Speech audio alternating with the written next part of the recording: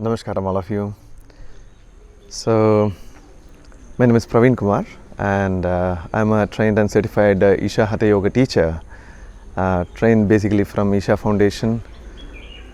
This Isha Foundation is founded by Sadhguru, and Isha Foundation is located in Coimbatore. Right now I am associated with a group called as Nischala Classical Yoga as a full-time yoga teacher, and for the past 4 years I'm into this profession cum service. So teaching yoga, classical form of yoga at various parts of Karnataka and Kerala. Now today feeling very pleasant to be in this particular beautiful campus of Veenavadini Music Trust. So here today I've come here to share my experience about the journey of yoga for the past 6 years. Now before I share my experience, let me just start with the word yoga. What is yoga? See, before I think 2014, even the word yoga was a strange kind of thing for me as well. And when I was working for a corporate industry in Bangalore, so as everybody goes through the corporate lifestyles, the heavy work stress, the same family situations. Now in spite of having all these things, then suddenly at some point started feeling something is missing in our life, though we have everything, maybe in terms of money, in terms of the fun that we used to have, whatever we had, something is missing. That was a kind of emptiness that I had when I was still working for that company. Now that's the time when I started looking for something which I can hold on, where it can transform me in some way. So when I started looking for the books or the solutions rather, so wherever I used to get an opportunity, first I started texting in or searching in Google. That's the search engine which everybody use. So Google or YouTube, wherever I search how to enhance myself apart from this wealth, money and kind of things. Now at almost everywhere I could see that one common word which everybody was speaking about is yoga. Then even I was kind of interested to know something about this particular word yoga. What is this yoga all about? Then once again I started searching for yoga, YouTube yoga. So definitely we have a number of links available in YouTube, and in fact I started doing a few YouTube yogas as well, because that time my main priority was to reduce my weight. So how to reduce my weight? First, because I was almost 95 kilos. Now yes, there was specific yoga for weight reduction. Started doing that, and maybe 6 to 7 months, not regularly, though maybe 3 to 4 times in a week. So I did this for about 5 to 6 months, and yes, of course I reduced my weight from 95 to almost 89. And still, as I said, still though I was doing this kind of yoga, I was feeling like something is missing again, kind of emptiness within myself. And this is the time when I came across Sadhguru, Sadhguru video through YouTube. And when Sadhguru started speaking about the human mechanism, how to enhance a human being, and the yoga is the only solution for every problem which are existential in this planet, kind of things. Then I started relating my question or my longing to whatever Sadhguru is speaking. And then I wanted to know something more about yoga, because it really started becoming more and more interesting. When I started knowing something more about Isha Foundation or Sadhguru and yoga, later I came to know that yoga, as Sadhguru explains, yoga doesn't mean the way how we are twisting our body, turning our body, standing upside down. Now, this is not the yoga that we are talking about. So, Sadhguru says that yoga means it's basically a union. Now, once again, what is this union? Union means, Sadhguru says, if you are experientially, if you are able to experience, oneness among whatever you have around you, so that means you are in yoga. So, Sadhguru always says that yoga is a quality of a human being. Yoga is not an action that we do. Yoga is not any kind of twisting or turning your body that we do. Yoga is basically a certain quality of a human being, that is how to be. So, this is what Sadhguru always refers yoga as. Now, what do you mean by this quality of a human being? See, just to make it simple, to know something more about yoga, Sadhguru always says, human experience can only two ways. One is pleasantness, another one is unpleasantness. When we say pleasantness, there are many terminologies how you can define this pleasantness. Happy, if you are happy, if you are joy, if you are ecstatic. So, these are different levels of pleasantness. Peace. Now, similarly, unpleasantness also you can define in different many ways. It starts with the tension, stress. Then, if your scale of tension and stress increases, it goes to anxiety. Then, it goes to depression. And if you are in a certain duration in the depression state, then comes the suicidal tendencies and kind of things. So, these are the different terminologies how you define unpleasantness. So, basically human experience, they say that it's only between these two, pleasantness and unpleasantness. Now, given a choice, if I ask you, if there is a choice whether you want to be pleasant or unpleasant, definitely everybody wants to be pleasant throughout, maybe 24/7, 365 days. Now, how to remain pleasant 24/7? Because right now we can see that in our own experience, and one moment we are pleasant, another moment we are unpleasant. One moment we are happy, the other moment we are sad or stressed or anxious, because reason might be different for different people. That means human being, we are oscillating between happiness and unpleasantness periodically. Now, why this is happening basically is because, as Sadhguru always says, our pleasantness is depending upon the situations in which we exist. That means, if the outside situation is good, naturally we feel pleasant or happy. If the outside situation is not good, it is if it is not the way we want, naturally we feel unpleasant, or we feel some kind of stressed or tensed out. So, that means our pleasantness and unpleasantness is decided by the situation. Now, obviously the situation in which we exist is not in our hands, it's happening with so many other factors. So, that means our remaining in the state of pleasantness is also, the chances are remote. Also, it need not be a situation. So, it can also be caused, your unpleasantness and pleasantness could be also caused by a person. For example, say somebody calls you an idiot on your face.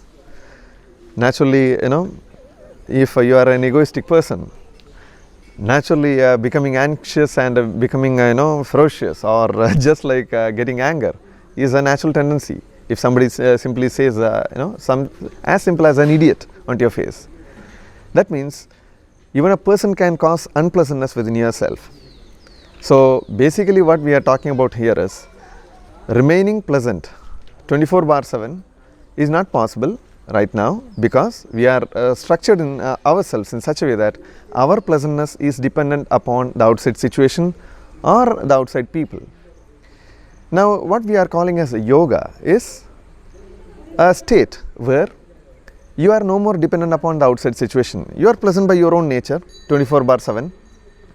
So, if you reach that particular state where you are pleasant by your own nature, that means they say that you are in yoga. That means yoga is a certain quality of a human being. Now, how to reach that particular state? All this, talking about yoga, pleasantness, everything is seems to be simple, and but how to reach that particular state, and is there any method specific? Yes, of course. Now, what we are talking about, the yogic practices. There are different methods or yogic practices by practicing, through which you can reach that particular state. Now, what are these methods? See, Isha Hata Yoga is one of the method how you can reach that particular state. What is Isha Hata Yoga? Isha Hata Yoga is a sequence of asanas, or we can say that it's a science of asanas. When we say asana, see, asana means any posture. If I sit like this, this is an asana. If I sit like this, this is an asana. If I sit like this, this is also an asana. If I stand, that is also an asana. So, how many asanas we can do using this body? N number of asanas or innumerable asanas we can do using this body. So, out of this innumerable postures or asanas with which this body can take, only 84 asanas are identified as Yogasanas. That means certain asanas are designed based on the deeper understanding about the human mechanism. Our ancestors, or we can say our rishis, the munis or the rishis or the yogis 1000 years ago. Now, having a deeper understanding about the mechanism of this human structure, they found that if you remain in one particular asana for a certain duration time of, your chemistry within yourself will become naturally pleasant. So, there are 84 such asanas or postures which are referred as Yogasanas. That means in any one of the 84 asanas, if you stay there, if you are able to stay there naturally, normally, now your inner chemistry becomes sweet. When we say inner chemistry becomes sweet, naturally, your chemistry becomes pleasant. When your chemistry becomes naturally pleasant, now when your chemistry is naturally pleasant, your pleasantness will not be disturbed by the outside situations. Even if the outside situations are not as per your wish, even if it is bad, you are okay, because your chemistry is already pleasant. So, this Isha Hata Yoga, what we are calling as the science of asanas, there are different practices attached to this particular series of what we call as Isha Hata Yoga. To start with, we call this as Upa Yoga, where initially you loosen up your limbs, you loosen up your muscles. Then after that, we go to a process called as Surya Shakti, where you make yourself flexible enough, your body. Basically, Surya Shakti is basically aerobic exercise, where you make yourself flexible enough and your body is not an issue. Now, once your body is flexible and you have a certain strength and stamina, then we take you to the next step called as Angamardana. Angamardana, as the word literally means, it's literally killing off your body parts. Literally the Mardana. That means completely taking charge of your body. That's what Angamardana means. So, it's a very intense physical practice where you completely take charge of your body, one aspect. Now, once your physical body is flexible, your strength is stamina and strength, you have enough strength and stamina, then we take you to the next level. This is called as a Surya Kriya. Now, Kriya means it's an inner energy process basically. So, inner energy process means, when we say yoga, we don't only focus upon the physical body, whereas the yogic practices are designed as a holistic approach for your well-being. When we say holistic, See, basically human mechanism is divided into four basic aspects. One is the physical body, psychological structure, the emotional structure, and the fourth one is the energy structure. So when we say holistic approach, only we say that if you are healthy in all these four aspects, we can say that you are fit or you are healthy. Only physically being healthy, psychologically being messed up, then we cannot say you are healthy or you are fit. So we can see a number of people in our society as well. So in yoga, we say, when we say holistic approach, how to bring a certain balance and stability in all these four aspects: your physical body, your psychological structure, your emotional structure, and above all the energy structure. So Surya Kriya is a practice designed to enhance all these four aspects so that you become physically flexible, psychologically stable, emotionally balanced. Now once you are all the physically and emotionally everything is balanced, then we go to Yogasanas. As I mentioned, Yogasanas are different asanas where when you stay there for a certain duration of time in a certain the specific designed asana, what we call as Yogasana, naturally your chemistry becomes pleasant, thereby it enhances towards our well-being. So yoga means that particular state where you can stay pleasant by your own nature without any external dependence. Now who can do this? See, anybody, basically there are stages from 7 to 14 we categorize as, first is 3 to 7, they can do certain simple practices. From 7 to 14, another set of practices. From 14 and above, all these practices could be done. Any yoga practices, which are available could be done above 14. So, it immaterial of whether you are a male, female, this religion, that religion, this caste, that caste, irrespective of any of these bifurcations, if you are willing, definitely this works for you. If you do this for regularly for a certain duration, it works for you. Because as Sadhguru always says, yoga is a science basically. Yoga is not yoga doesn't work on any belief system. Oh, I believe only this particular religion, so will it work for me? Definitely it's not like that. Yoga is a science. As I said earlier, because it is science, if you know how to use this technology, it works for you. It is as simple as a mobile phone.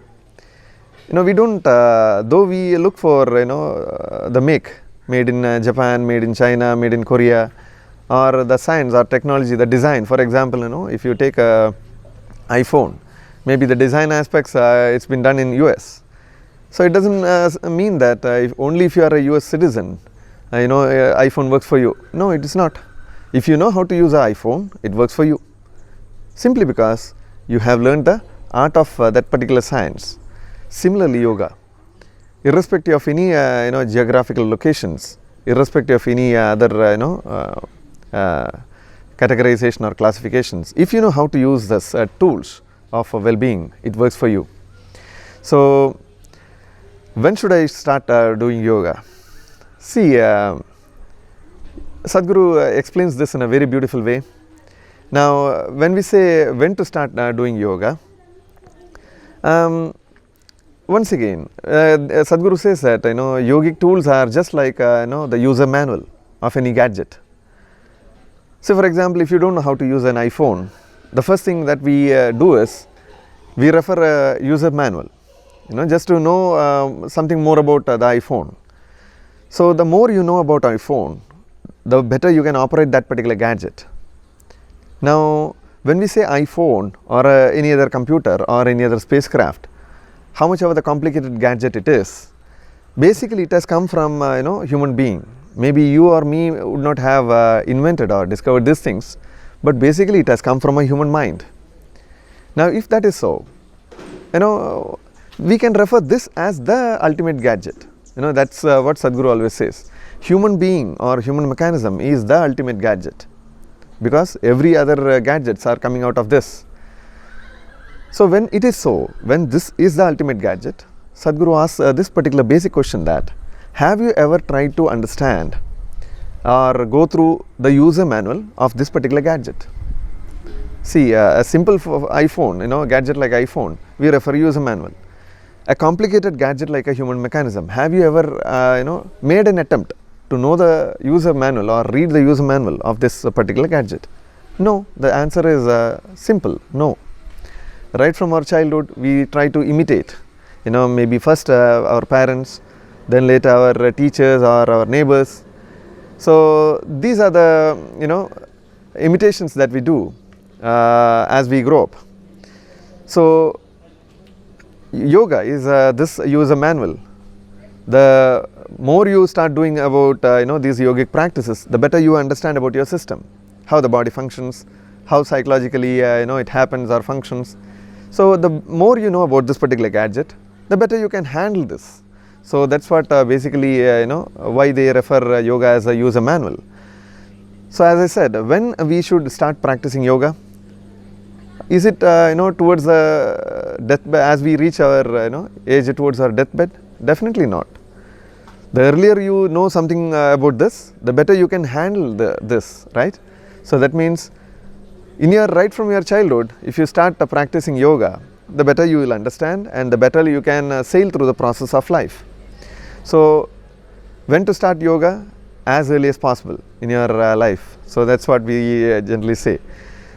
People have a different misunderstanding about yoga, that yoga is only therapy, yoga is only exercise, yoga is means only after we reach that towards our end of our life kind of thing. Many definitions are there for yoga, but here I'd like to say that based on my own experience that yoga, the earlier you start doing this yogic practices, the better it is for you. Because I started doing practicing yoga only at the age of 33, 34, and later when I started experiencing the benefits of this yogic or the state of maybe yoga, definitely I started repenting. Oh, why I started so late. So this is a humble request from me that the earlier you start practicing yoga, the better it is for you. It is not that once you start practicing yoga, some people even think that, oh, my son will leave my household and he will leave to the ashram, or he will go to the Himalayas and he will become a sannyasi kind of thing. No, definitely no. So as I said, yoga means it's a certain way of living, that's it. So whether you live in a mountain cave or whether you live with your family or in a city, it doesn't matter. Basically how you are, how you want to be. So that is what yoga really means. Yeah. Thank you. Namaskaram.